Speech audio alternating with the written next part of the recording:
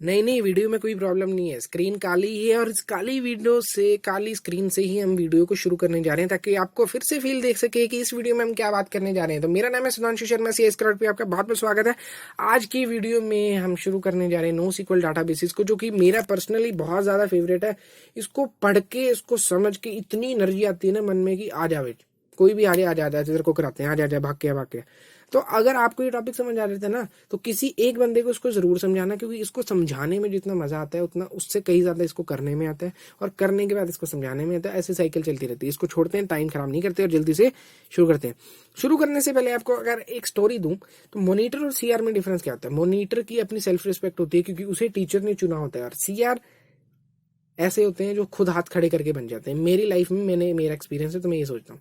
तो अगर आप एक क्लास के CR हो या मॉनिटर हो, और आपकी टीचर ने आपको काम दिया कि आपने ये चीज करनी है, क्या चीज करनी है कि आपने अपनी क्लास के बच्चों की थोड़ी सी लिस्ट बनानी है, और लिस्ट बना के मेरे पास ले आओ, और उसमें कुछ कुछ चीजें थी, और जरूरी नहीं था कि सारी चीजें होनी। जिसकी जो जो चीजें मिल रही हैं बेटा ले आ। बेटा गया, भाग के आया, लेके आ गया। उसका भी दिमाग की खराब हो गया बिल्कुल, मतलब सड़ गया ना, गल गया अच्छी तरह, क्योंकि पेज उसके ज्यादा लग रहे थे। किसी का कुछ डाटा मिल रहा था, किसी का कुछ मिल रहा था, एंड काम किस में कर रहा था वो, SQL डाटाबेसेस में। तो जल्दी से सिनेरियो शुरू करते हैं, ज्यादा लेट नहीं करते। तो सिनेरियो हमारे पास क्या है, आज उस चीज को हम सबसे पहले पढ़ना शुरू करेंगे। किस चीज को? उस चीज को हम सबसे पहले पढ़ना शुरू करेंगे जो चीज हमें पता ही नहीं। NoSQL डाटाबेसेस क्या होते हैं जो हमें पता नहीं, हम उसको पढ़ना शुरू करेंगे। तो NoSQL डाटाबेसेस को देखते हैं।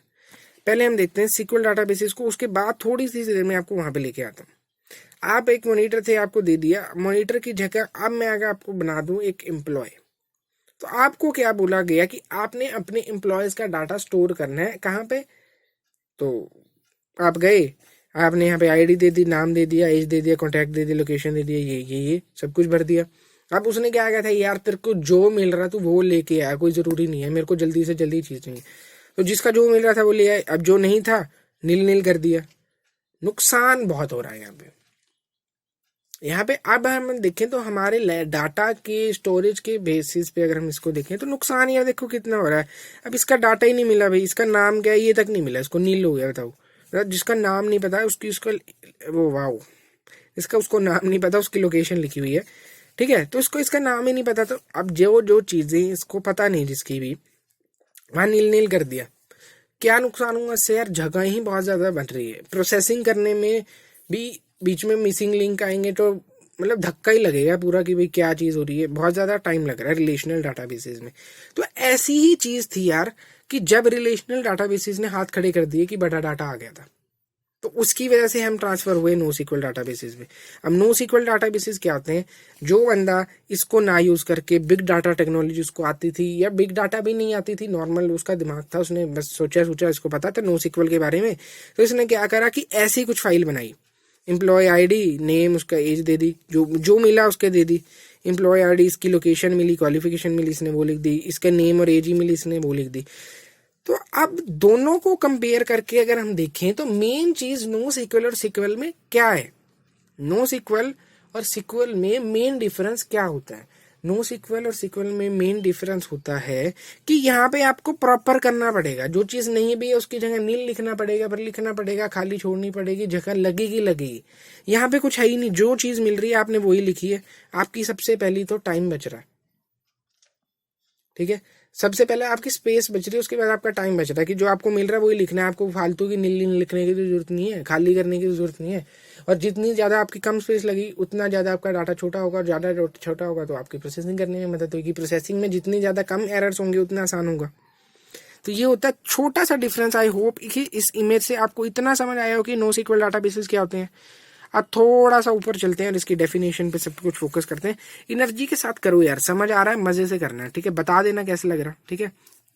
और देखो, NoSQL डाटाबेसेस की फुल फॉर्म देखते हैं।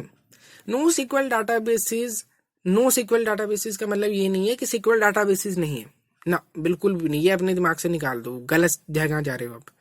NoSQL डाटाबेसेस की फुल फॉर्म होती है नॉट ओनली SQL डाटाबेसेस, कि सिर्फ और सिर्फ SQL डाटाबेसेस नहीं है भाई, हम भी एग्जिस्ट करते हैं, ठीक है जी।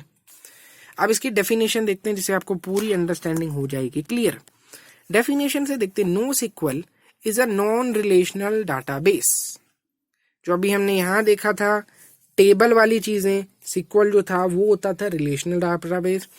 जो हमारे पास ये चीज है नो सिक्वल, वो होता है नॉन रिलेशनल डाटाबेस। ये देखो डिफरेंस में जितना याद करोगे उतना याद करना आसान हो जाएगा, तो हमेशा डिफरेंस में किया करो, ठीक है। NoSQL is a non relational database that stores and access data using keys and values.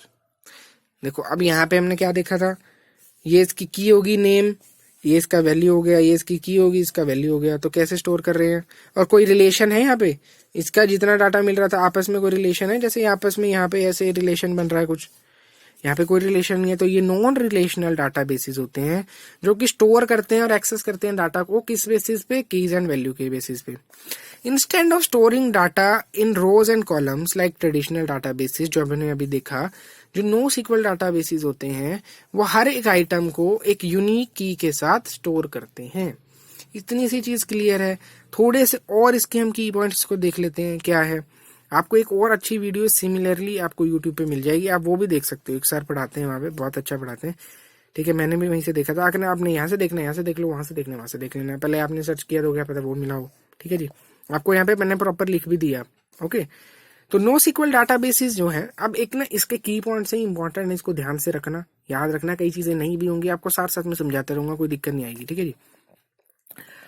NoSQL databases store data without structured mechanism to link data from different tables। देखो यहाँ पे टेबल है, structure mechanism है कि यहाँ ID होगी, name होगी, as होगी, कॉन्टैक्ट होगा, लोकेशन होगी, स्ट्रक्चर मैकेनिज्म है। यहाँ कोई स्ट्रक्चर दिख रहा है आपको, ना इसकी नाक है, ना कहीं सिर है, ना पैर है, कुछ क्लियर दिख रहा है आपको, कुछ नहीं दिखेगा। तो यहाँ पे कोई स्ट्रक्चर नहीं है। सबसे पहली बात तो स्ट्रक्चर मैकेनिज्म नहीं होता हमारा नो सिक्वल का। अब उसके बाद हमारे पास आता है it requires low cost hardware. क्यों क्यों लो कॉस्ट हार्डवेयर? जितनी जरूरत है हम उतना ही डाटा पा रहे हैं, कोई ज्यादा स्पेशल जगह नहीं लग रही। It has much faster performance read write compare to relational database.